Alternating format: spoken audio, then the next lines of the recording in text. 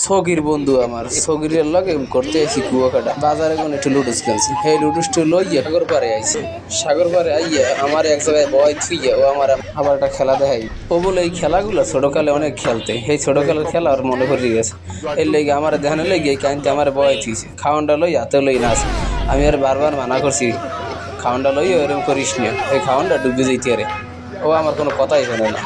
বারবার পাচার খায় আবার এখানে প্লেটটা থয়ে আবার যায়